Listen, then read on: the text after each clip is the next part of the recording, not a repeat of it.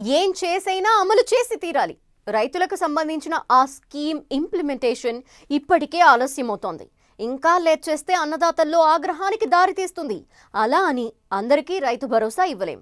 పోనీ conditions పెడదామంటే public reaction ఎలా ఉంటుందో అంటూ రైతు భరోసా స్కీమ్ ఇంప్లిమెంటేషన్ మీద డైలమాలో పడిందంట హస్తం పార్టీ. రేవంత్ సర్కార్కి ఎందుకీ కన్ఫ్యూజన్? రైతు భరోసాపై సందిగ్ధం వీడేదెప్పుడు? కేబినెట్ సబ్ కమిటీలో ఎందుకు ఏకాభిప్రాయం కుదరటం లేదు?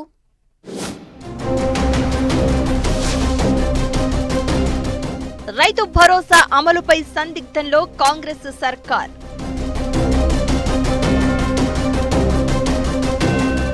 పెట్టుబడి సాయం ఎవరెవరికి ఇవ్వాలన్న దానిపై ఊగిసలాట. కండిషన్స్ పెడితే పబ్లిక్ రియాక్షన్ ఎలా ఉంటుందోనని టెన్షన్. రైతు భరోసా పథకం అమలుపై ఎటూ తేల్చుకోలేకపోతోంది తెలంగాణ ప్రభుత్వం.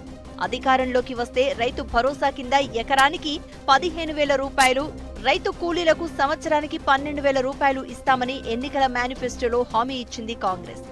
గత ఏడాది డిసెంబర్ 7న అధికారం చేపట్టాక జనవరిలో యాసంగి పంటకు పెట్టుబడి సాయంగా రాష్ట్రంలోని 1,57,00,000 ఎకరాలకు 7,625 కోట్ల నిధులు రైతుల ఖాతాలో జమ చేసింది కాంగ్రెస్ ప్రభుత్వం. ఆ తర్వాత ఏడాది కాలంగా రైతు భరోసా పథకాన్ని వాయిదా వేస్తూ వస్తోంది.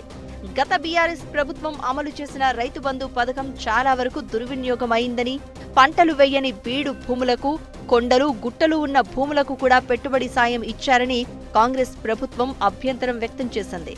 అర్హులైన సాగు చేసే భూములకే రైతు భరోసా ఇస్తామని ప్రకటించింది. ఇందులో భాగంగా రైతు భరోసా పథకానికి కొత్త నియమ నిబంధనలను పెట్టాలని భావించిన రేవంత్ సర్కార్ కేబినెట్ సబ్ కమిటీని ఏర్పాటు చేసింది.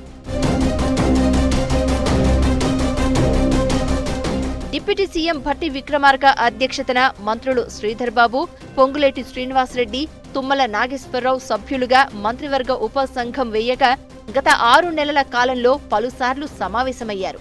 క్షేత్రస్థాయిలో పలు జిల్లాల్లో పర్యటించడంతో పాటు రైతులు, వివిధ రంగాలకు చెందిన మేధావులతో సమావేశమై రైతు భరోసాపై సలహాలు, సూచనలు, అభిప్రాయాలను స్వీకరించారు. రాష్ట్రంలోని 90% మంది రైతులు 10 ఎకరాలలోపు ఉన్నవారే అని గుర్తించిన కాంగ్రెస్ ప్రభుత్వం రైతు భరోసా విషయంలో అందరికీ కాకుండా కటాఫ్ పెట్టాలని భావించింది. అంతేకాకుండా పంటలు పండించే రైతులకు మాత్రమే రైతు భరోసా ఇవ్వాలనుకున్నారు. అయితే ఎన్ని ఎకరాల వరకు కటాఫ్ పెట్టాలనే దానిపైనే ఇంకా సందిగ్ధంలో ఉంది రేవంత్ సర్కార్. 7 నుంచి 10 ఎకరాల వరకు మాత్రమే రైతు భరోసా ఇవ్వాలని నిర్ణయించినా ఈ విషయంలో మంత్రివర్గ ఉపసంఘంలో ఏకాభిప్రాయం కుదరడం లేదని తెలుస్తోంది. ఇక ప్రజాప్రతినిధులు, ప్రభుత్వ ఉద్యోగులు, ఇన్కమ్ ట్యాక్స్ పేయర్లకు రైతు భరోసా ఇవ్వకూడదని తెలంగాణ ప్రభుత్వం భావిస్తోందట. అయితే బీఆర్ఎస్ ప్రభుత్వం బేషరతుగా అందరికీ రైతు బంధు ఇస్తే ఇప్పుడు కండిషన్స్ పెట్టి లబ్ధిదారులను తగ్గిస్తే ఎలాంటి స్పందన వస్తుందోనన్న ఆందోళన కాంగ్రెస్ ప్రభుత్వంలో కనిపిస్తోంది. ఆదివారం జరిగిన కేబినెట్ సబ్ కమిటీ సమావేశంలో ఇదే అంశంపై సుదీర్ఘంగా చర్చ జరగగా డిప్యూటీ సీఎం భట్టితో సహా మంత్రులు పొంగులేటి, శ్రీధర్ బాబు, తుమ్మల తలో రకమైన అభిప్రాయాన్ని వ్యక్తం చేశారని తెలుస్తోంది. ప్రభుత్వ ఉద్యోగులకు రైతు భరోసా ఇవ్వకపోతే వారి నుంచి వ్యతిరేకత వస్తుందని ఓ మంత్రి చెప్పారట. సింగరేణి లాంటి సంస్థలో పనిచేసే ఉద్యోగులు 7 జిల్లాల్లో ఉంటారని, రైతు భరోసా వారికి ఇవ్వకపోతే ముందు ముందు చిక్కులు తప్పవని మరో మంత్రి చెప్పుకొచ్చారట.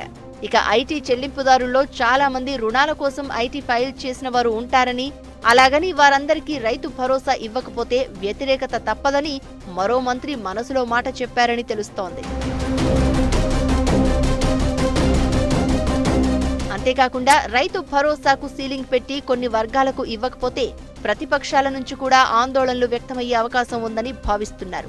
ఇలా రైతు భరోసా విషయంలో ఎన్ని ఎకరాలకు ఇవ్వాలన్న అంశం నుంచి మొదలు ఏ వర్గాలను ఈ పథకం నుంచి తప్పించాలన్న అంశంపై కేబినెట్ సబ్ కమిటీ భేటీలో ఏకాభిప్రాయం కుదరలేదని సమాచారం. అందుకే 6 నెలలుగా కసరత్తు చేసిన ఆదివారం 2.5 గంటల పాటు చర్చించిన రైతు భరోసా నియమ నిబంధనల విషయంలో ఎలాంటి నిర్ణయం తీసుకోలేదట కేబినెట్ సబ్ కమిటీ.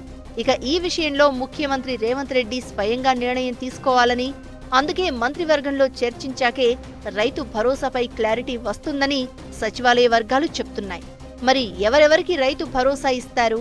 ఎన్ని ఎకరాల వరకు లిమిట్ పెడతారు అనే దానిపై సీఎం ఎలాంటి నిర్ణయం తీసుకుంటారన్న ఉత్కంఠ మాత్రం కంటిన్యూ అవుతూనే ఉంది.